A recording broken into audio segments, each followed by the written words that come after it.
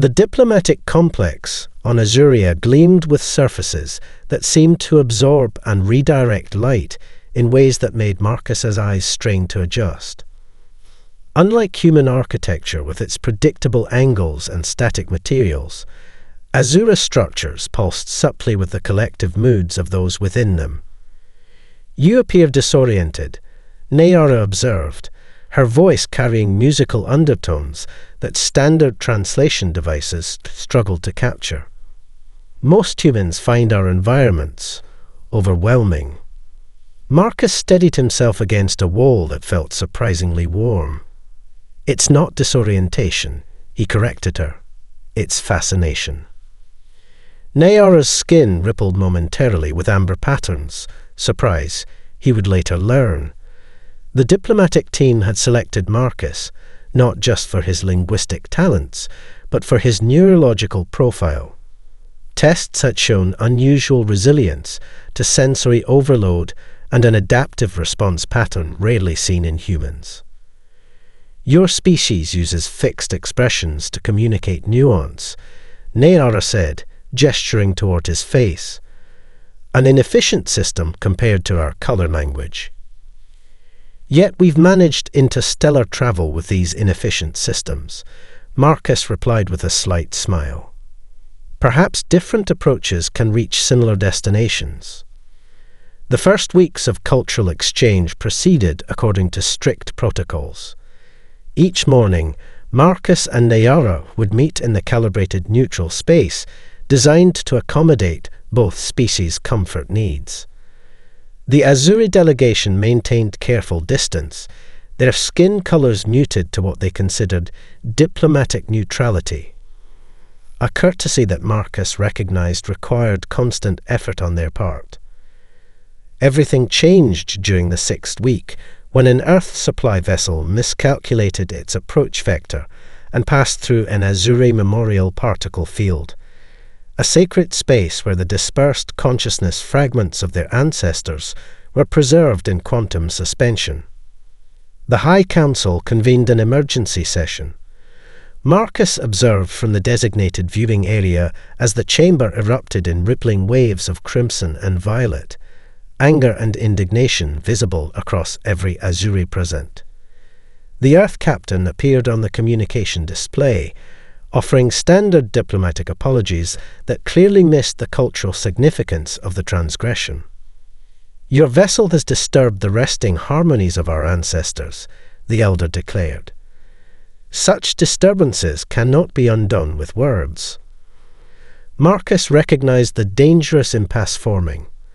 The captain couldn't understand why his apology was insufficient, and the Azuri couldn't comprehend how anyone could be so casual about consciousness disruption.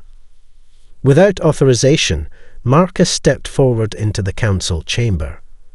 Nayara's skin flashed warning patterns, but he continued until he stood directly beneath the suspended light field that represented the Azuri ancestral presence. "I request permission to offer restitution through the ritual of harmonic restoration," Marcus said, using an obscure cultural reference he had discovered in his research.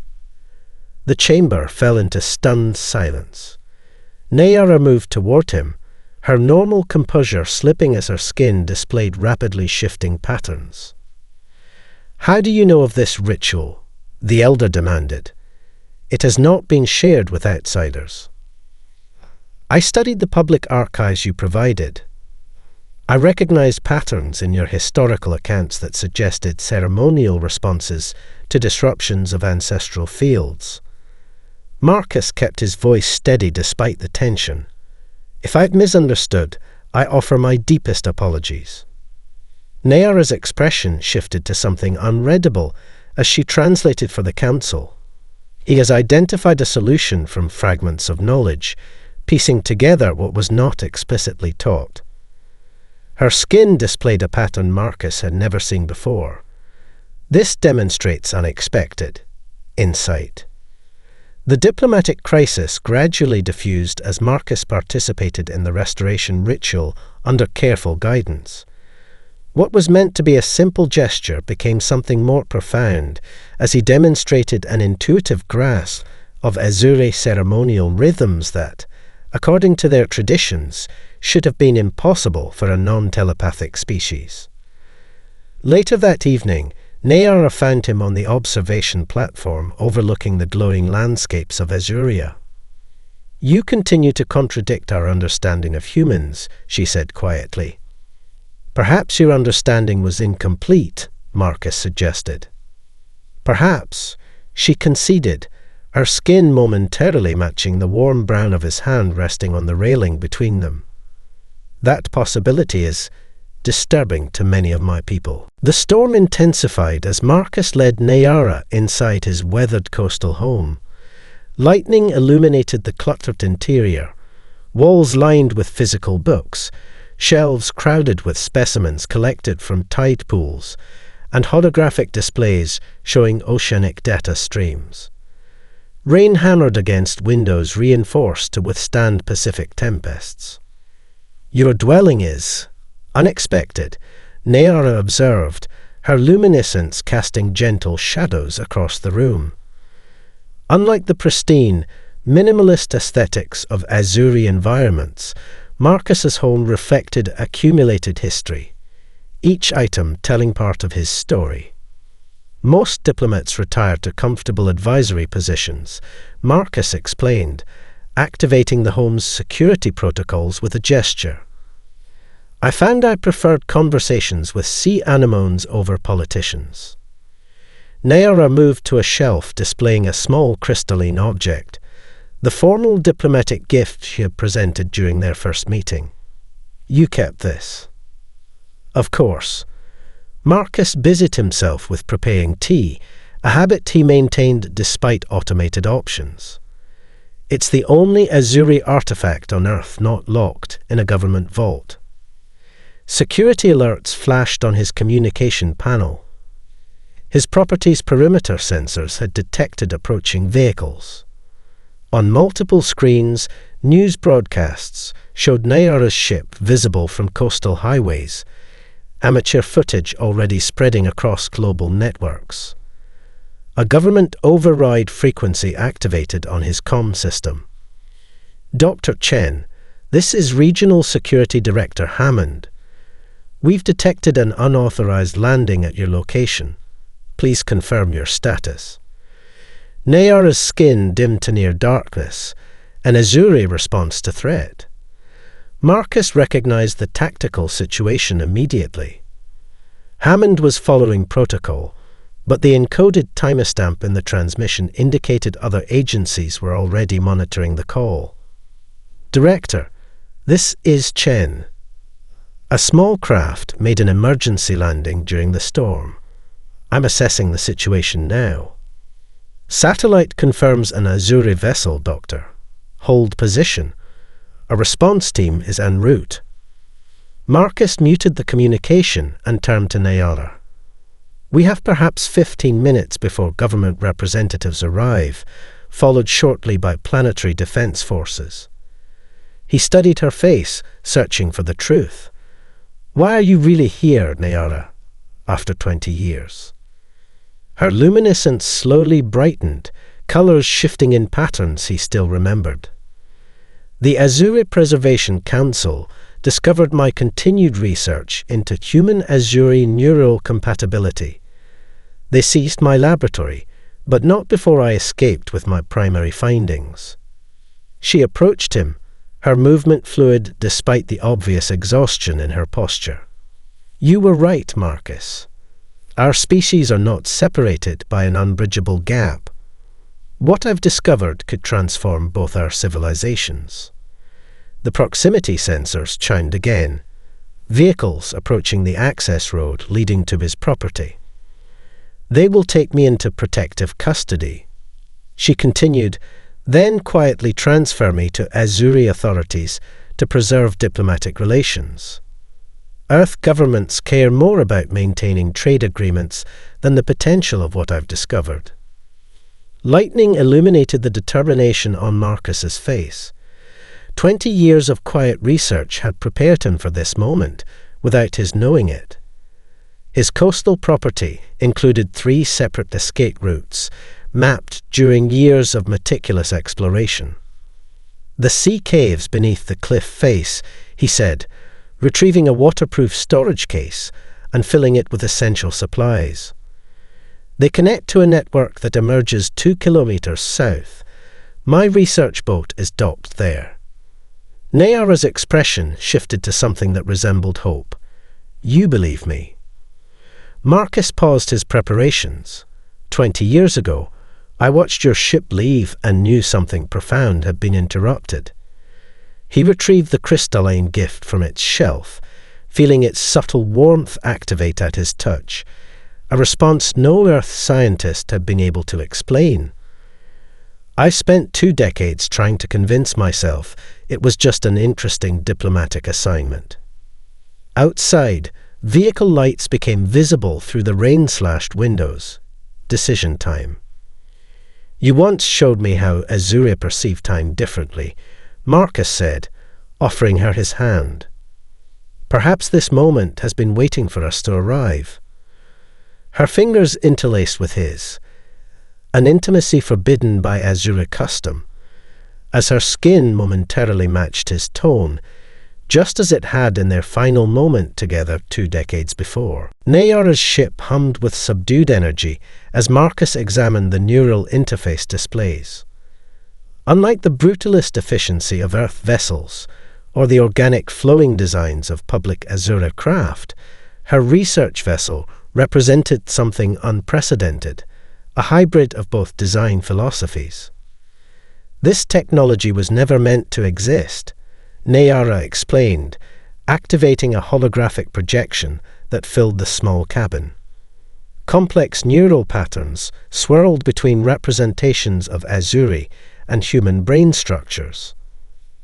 After our diplomatic mission, I was subjected to extensive re-education. The Council feared your influence had compromised my objectivity. Marcus watched the intricate dance of synaptic connections in the projection. They were right to worry, he observed quietly. Nayara's skin briefly flashed with amusement. Yes, rather than purging my interest in human cognitive patterns, the reconditioning only focused my curiosity. Her fingers manipulated the projection, highlighting specific neural pathways. The Azuri believe our telepathic abilities represent evolutionary perfection, a unified consciousness that transcends individual limitations. But you discovered otherwise. I discovered complexity. The hologram shifted to show comparative brain scans. Azuri telepathy creates beautiful harmony, but also imposes conformity. Our neural patterns become increasingly synchronized with each generation. Her expression softened as she looked at him. Then I met you, a mind that approached problems through entirely different cognitive pathways, yet arrived at compatible conclusions. The ship's sensors detected approaching aircraft. Marcus checked the external cameras, 3 government interceptors moving into containment formation. Earth authorities weren't taking chances. Your research threatened Azura social structure, Marcus said, understanding dawning. You weren't studying human brains to exploit them. I was studying how to save my people from stagnation. Nayara's skin dimmed with emotion. The Azuri reproductive program has been selectively breeding for telepathic strength for millennia. We've inadvertently created a population with decreasing cognitive diversity, each generation more telepathically powerful but less adaptable.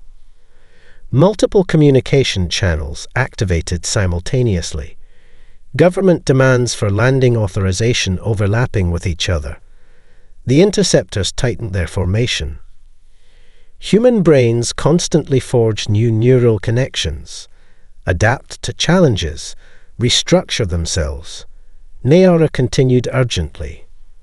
The Azuri observed this as chaotic and primitive, but I recognized it as your species' greatest strength. Marcus examined the neural comparison models more closely, noticing something remarkable. These patterns, they're synchronized, human and Azura structures operating in parallel. My breakthrough: Nayara's luminescence brightened with intensity. Neural bridging technology that allows our species to share cognitive processes without assimilation. Humans retain their adaptability while accessing Azura collective knowledge. Azuri maintain their telepathic harmony while experiencing human creativity. The implications staggered him. This would transform both civilizations. Which is precisely why military applications immediately took precedence, Nayara said bitterly. The Azuri Defense Council saw only the potential to use human neuroplasticity as processing nodes in their communication network. They failed to understand that true neural bridging requires mutual exchange, not exploitation. The interceptor's warning lights flashed through the viewport. Time was running out. How did you get this far with your research without the Council stopping you? Marcus asked, his diplomat's instincts sensing missing information. Nayara's skin rippled with reluctance. I had help from an unexpected source. A faction within Azuri leadership believes our current path leads to extinction. She hesitated, including my father, who publicly condemned me while secretly facilitating my escape. Marcus absorbed this revelation as the lead interceptor fired a warning pulse across their bow. The small craft shuddered. Your father. Marcus remembered the imposing elder who had abruptly terminated their diplomatic mission decades earlier. The same one who separated us. He's witnessed 20 years of accelerating neural convergence among our youth, Nayara said. Even he can no longer deny the evidence. The sea caves echoed with the distant sounds of search drones as Marcus led Nayara through passages that narrowed then widened unpredictably. Bioluminescent algae cast eerie blue light across the limestone walls, reminding Nayara of ceremonial chambers on her homeworld. These formations predate human civilization, Marcus explained, his voice barely above a whisper. The acoustics of the caves could carry sounds for kilometers. I've mapped most of the system, but sections remain unexplored. Nayara moved with careful grace, her natural luminescence dimmed to match the ambient glow of the cave life.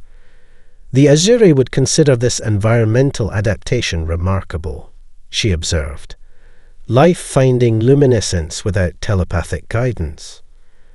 A subtle vibration passed through the stone beneath their feet.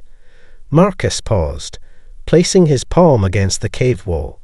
Seismic scanners, he whispered. They're using resonance mapping to search for hollow spaces. They pressed deeper into the labyrinth, eventually emerging into a vast underground chamber where fresh water from inland aquifers mixed with seawater, creating brackish pools. Marcus gestured toward a narrow passage on the far side. That leads to a cove, sheltered from satellite observation. My research vessel is anchored there. A soft electronic tone interrupted them. Marcus's secure communication device receiving an encrypted transmission. Dr. Amara Wilson's voice emerged, tight with urgency. Marcus, are you secure? The situation has escalated. The Azuri diplomatic vessel that entered orbit is commanded by Keleth, head of Enforcement Division. He's addressing the Security Council now. The device projected a small hologram showing a tall Azuri male whose skin displayed carefully controlled patterns of authoritative blue and reassuring green, colors Marcus now recognized as deliberately calibrated for human psychological response. Honorable representatives of Earth, Keleth's translated voice sounded smooth and reasonable. We regret this unfortunate situation. Research specialist Nayara has developed a neurological condition affecting her judgment. Her experimental technology poses significant risks to both our species if mishandled. We seek only to ensure her safety and proper treatment. Wilson's voice returned as the projection ended. They're calling it a medical emergency to bypass normal extradition protocols. The President is inclined to cooperate to maintain our trading privileges in Azure space. They're lying. Nayara's skin flickered with indignation. Keleth was assigned to militarize my research. Wilson, we need a secure meeting, Marcus replied. Can you arrange something off official channels? There's a research outpost in the Cascade Mountains, officially decommissioned after the Boundary Accord, but still maintained as a black site. I'll send coordinates.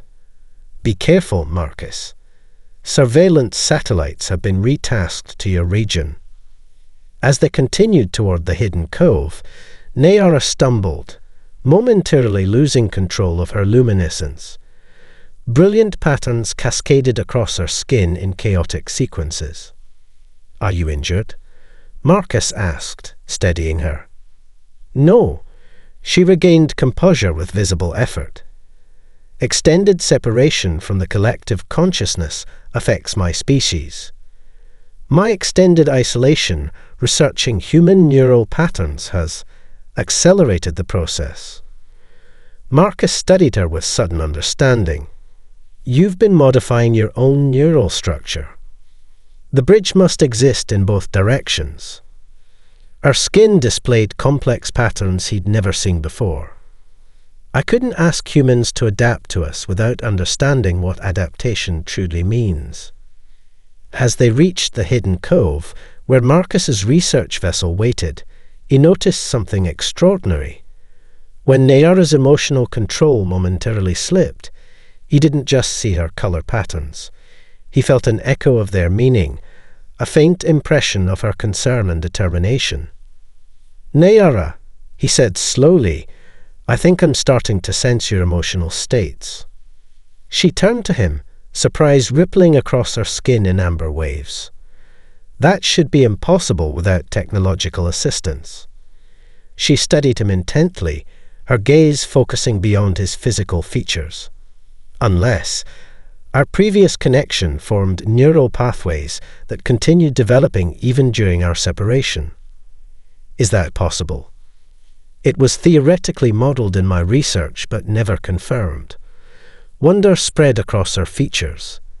The implications are profound. The desert research facility's subterranean levels hummed with reproposed equipment hastily calibrated for their unique needs. Dr. Wilson adjusted the neural scanner, hovering above Nayara's reclining form, its holographic display rendering her thoughts as cascading patterns of light. These readings are unlike anything in our xenobiology database, Wilson murmured, analyzing the real-time data. Her neural structure shows evidence of deliberate reconfiguration.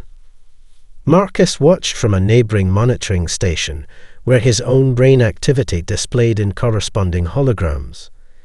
Compare the baseline oscillation patterns, he suggested, noticing symmetrical rhythms between their displays. Wilson expanded both projections, overlaying them. That's impossible, she breathed. There's a 63% synchronization in your limbic response patterns. That level of neural alignment typically only occurs in identical twins. Not impossible, Nayara corrected, her voice calm despite the wires and sensors attached to her skin. Anticipated.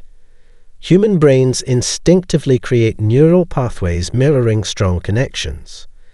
Your species evolved to adapt to social groups through neurological empathy. Marcus studied the patterns with growing understanding. That's why the Azure Council terminated our diplomatic mission so abruptly. They detected the beginning of this synchronization. They feared contamination, Nayara confirmed. Our species maintains its coherent consciousness through uniformity of thought patterns. Introducing adaptive human cognition threatens that uniformity. Wilson adjusted the equipment, bringing deeper brain structures into focus. The synchronization is strongest in regions associated with emotional processing and abstract reasoning. She looked at Marcus with scientific curiosity. When did you first notice your ability to sense her emotional states? I didn't recognize it initially, Marcus admitted. For years after returning from Azuria, I experienced occasional impressions of colors associated with specific emotions. I attributed it to cross-cultural memory associations. The facility's security system chimed softly, indicating movement at the perimeter sensors. Wilson checked the monitors. Just desert wildlife, she confirmed. We're still secure. Nayara sat up, disconnecting herself from the monitoring equipment with practiced precision. We need to progress to the next phase of analysis. She retrieved a crystalline device from her personal effects. This contains the complete neural mapping data from my research. As the device interfaced with the facility's systems, complex multidimensional models filled the laboratory's holographic space. Marcus moved through the projection, recognizing patterns that seemed strangely familiar. These structures, he said, pointing to recurring formations.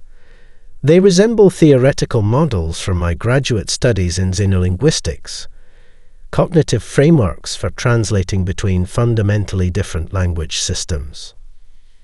Because that's essentially what my research achieved, Nayara explained, her skin displaying patterns of scholarly excitement. Not just communication between species, but translation between different types of consciousness. Wilson studied the models with growing concern. This technology could fundamentally transform both our species. The cultural implications alone would be revolutionary, Marcus finished, understanding flowing between him and Nayara without words. This isn't just about individual connections. It's about creating a new kind of shared consciousness that preserves diversity rather than eliminating it. The crystalline device pulsed, projecting additional data layers. As the information expanded through the room, Marcus began articulating complex theoretical principles he couldn't possibly know, concepts developed over decades of Azuri research. The neural entropy ratio maintains stability through quantum entanglement at the cellular level.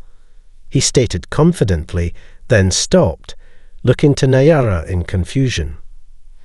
How do I know that? Nayara's skin displayed patterns of wonder and concern in equal measure. Our neural synchronization is accelerating exponentially. She moved closer to him, her luminescence resonating with his heightened brain activity. The environmental conditions here, the isolation, the focused attention on our connection, are catalyzing changes that would normally take years. Wilson checked her monitoring equipment with growing alarm. Marcus, your brain is showing activity in regions humans don't typically use. It's as if dormant neural structures are activating. Not dormant, Nayara corrected quietly. Potential. Every human possesses these capabilities, but your evolution took a different path than ours. The facility's alarms triggered without warning, bathing the laboratory in pulsing red light. Security monitors displayed multiple aircraft, descending rapidly from high altitude, their design unmistakably Azure. They've deployed atmospheric interceptors, Nayara observed, her skin darkening with concern. Standard formation for containment operation. Wilson accessed the communications array, her fingers moving across holographic controls with practiced efficiency. Government channels are silent. They are operating without Earth authorization. She looked up grimly. This is a black operation. They don't want witnesses. Marcus felt a strange pressure building behind his temples as Nayara's anxiety resonated through their strengthening connection. Fragments of tactical knowledge she couldn't possibly possess filtered into his consciousness. Azuri enforcement protocols, containment strategies, the precise capabilities of Keleth's security forces. "We have approximately 12 minutes before they establish a suppression field," he stated with certainty, then blinked in surprise at his own words. Wilson glanced at him sharply. "How could you know that?" Before he could respond, Nayara collapsed, her luminescence flickering erratically. Marcus reached her in 2 strides, supporting her as web-like contractions moved visibly beneath her skin. "Neural cascade," she gasped, struggling to maintain control. "The connection is accelerating too quickly for my physiology to adapt." Wilson scanned her with portable medical equipment. "Her neural patterns are destabilizing. We need to interrupt the synchronization process." "No!" Nayara gripped Marcus's arm with unexpected strength. "Separation now could damage us both permanently." Her skin displayed complex patterns that Marcus somehow understood perfectly: determination, fear, and something deeper. This was always a possibility.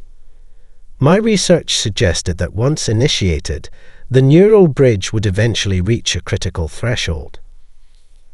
Outside, the Azuri vessels established a perimeter around the facility. The largest craft descended to the main entrance, its hull shifting to create an embarkation ramp. Commander Keleth's amplified voice echoed through the external speakers. "Attention, Earth facility. This is an authorized extraction of Azuri citizens. Surrender research specialist Nayara immediately. Resistance will be considered a hostile act against the collective." Wilson's expression hardened. "Those aren't diplomatic vessels. They're military craft with modified signatures." She activated the facility's defensive protocols, sealing internal bulkheads. "That buys us maybe 5 minutes. There's an emergency exit through the geothermal tunnels." Marcus helped Nayara to her feet, their neural connection transmitting her pain directly to his consciousness. An idea formed in his mind, not entirely his own, but a synthesis of their shared knowledge. "Wilson," he said decisively, "prepare for evacuation. I'm going to buy us time." Nayara's eyes widened as she sensed his intention. "Marcus, no. Keleth possesses advanced telepathic abilities, without proper training. But I'm not approaching him as an Azure would." Marcus countered. "That's the advantage he won't expect." Despite Wilson's protests, Marcus made his way to the facility's entrance alone and unarmed. Through reinforced windows, he watched Keleth approach with 6 security officers, their skin displaying synchronous patterns of alertness. Marcus triggered the external communication system. "Commander Keleth, I am Dr. Marcus Chen. I request dialogue under Section 7 of the Contact Protocols." Keleth paused, his tall figure silhouetted against the desert landscape. The human diplomat, he observed, his translated voice carrying tones of curiosity. "You have no authority here." "I have knowledge of Nayara's condition and research.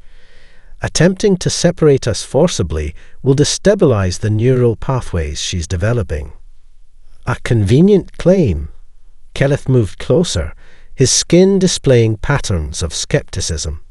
"Step aside, human. This matter concerns Azura citizens only." Marcus felt Nayara's presence in his mind, guiding him. He opened the exterior door and stepped out alone onto the sun-baked concrete, directly into Keleth's path. "I'll demonstrate," he said simply. The first contact monument rose from the desert floor like a crystalline flame frozen in time, its translucent surfaces capturing and refracting the late afternoon sunlight. Once a celebrated symbol of interspecies cooperation, it now stood largely forgotten, a relic of diplomatic optimism that had faded as practical trade concerns took precedence. Within its climate-controlled interior, Marcus monitored the security feeds while Nayara examined the monument's communication array. Her condition had stabilized somewhat during their journey, but occasional tremors still coursed through her luminescent skin. Most of these systems are ceremonial, she explained, interfacing with panels untouched for decades. But the crystalline structure itself contains quantum resonance properties designed to facilitate communication across linguistic barriers. Marcus approached the central chamber, where a three-dimensional model of the solar system hovered in perpetual motion. This place was deliberately designed as neutral ground, neither entirely Earth nor Azuri in its architecture. A bridge between worlds, Nayara agreed, her voice soft with memory. Its design incorporated principles from both our sciences. Her fingers traced patterns across control surfaces that responded to her touch despite years of dormancy. The monument's primary systems are powered by crystalline technology, similar to what I used in my neural research. Marcus felt the resonance between them strengthening within the monument's unique environment. Images and concepts flowed more freely between their minds, mathematical equations, sensory impressions, fragments of Azure collective memory. You didn't choose this location randomly, he realized, watching her work. The monument's structure amplifies neural patterns. It was designed to, Nayara confirmed. During the initial contact procedures, this site facilitated rudimentary telepathic connection between our species. That capability was downplayed in official records after diplomatic relations normalized. The external sensors detected approaching aircraft. Kenneth's forces had regrouped following their encounter at the research facility. That confrontation had bought them precious time. Marcus's demonstration of partial telepathic awareness had visibly unsettled the Azure commander, forcing him to reassess his approach. They're surrounding the perimeter, Marcus observed, studying the tactical display. Ground forces deploying in containment formation. Nayara completed her adjustments to the monument's systems, activating dormant technologies. The air within the central chamber began to shimmer with subtle energy patterns. "There's something I haven't told you," she said, turning to face him. Her skin displayed patterns of deep regret. Something my research confirmed, but that the Azure Council refused to acknowledge. Marcus moved closer, sensing her distress across their connection. "The neural stagnation affecting your people is worse than you initially described." "Much worse." Her luminescence dimmed with emotion. "We're experiencing cascading neural collapse across younger generations.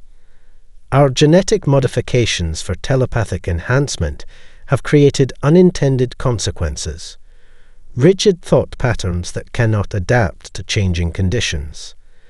Within 3 generations, the Azure will lose cognitive flexibility entirely." Marcus absorbed this revelation, understanding flowing between them. Your neural bridging technology isn't just about cultural exchange, it's about survival. Yes, her eyes held his, galaxies within galaxies. Human neural architecture contains precisely the adaptive qualities our species is losing. The solution isn't technology, it's connection. True connection between our species could introduce essential diversity into our collective consciousness.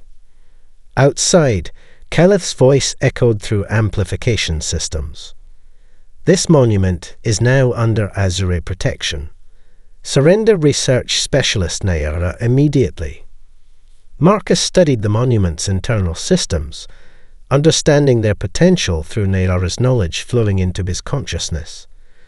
The quantum resonance matrix could be reconfigured to broadcast neural patterns, he observed, the concept forming simultaneously in both their minds. "A demonstration that cannot be dismissed," Nayara agreed, her skin brightening with determination. But the process would require complete neural synchronization between us. The risks are necessary, Marcus finished. Their connection hummed between them, stronger than ever. Surely what to do. The monument's central chamber pulsed with energy as Marcus and Nayara positioned themselves within the resonance field. Crystalline structures throughout the facility began to glow with increasing intensity, responding to the strengthening neural patterns flowing between them. "The calibration is complete," Nayara said, her voice steady despite the visible strain on her features. Her luminescence synchronized with the monument's crystalline pulse. "Once initiated, the broadcast cannot be interrupted without risking neural damage to us both." Marcus took her hands, feeling the connection between them surge into new clarity. Outside, Keleth's forces had established a complete perimeter. Earth military vessels appeared on the horizon. The standoff had escalated to an international incident. "Are you certain this will work?" Marcus asked, though he already felt the answer through their shared consciousness. "Not with certainty," Nayara admitted, "but with hope. Sometimes evolution requires a leap into the unknown." They activated the final sequence together. The monument's structure amplified their synchronizing neural patterns, broadcasting them in expanding waves. For a moment, nothing seemed to happen. Then Marcus felt something extraordinary, not just Nayara's consciousness flowing into his, but his awareness expanding outward, touching the minds of the Azuri surrounding the monument.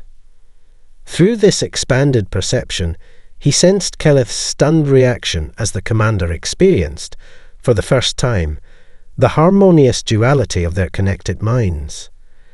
The rigid telepathic defenses of the Azuri forces wavered, then opened to the unprecedented neural patterns reaching them.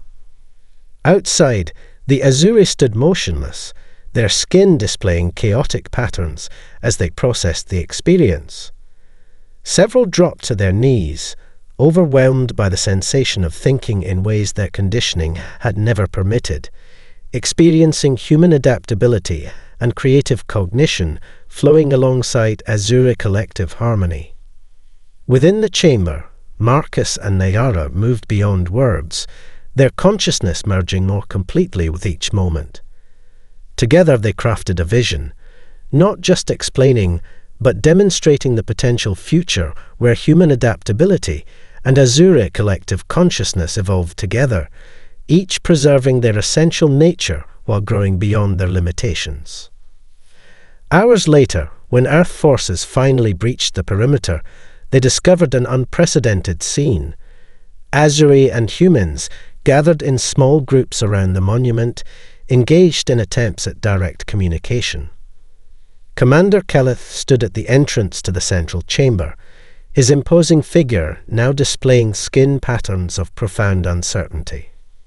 "We have existed for 10,000 years, believing our path was the only one possible," he said when the Earth representatives approached. In a single moment, that certainty has been questioned. Inside, Marcus and Nayara emerged from their shared consciousness states slowly, each forever changed by the experience. As government officials and scientists cautiously entered, they found not two separate individuals, but something unprecedented, two beings whose neural patterns remained perfectly synchronized yet distinctly themselves. "What just happened here?" demanded the Earth Security Director, looking between them in confusion. "Evolution," Marcus answered simply.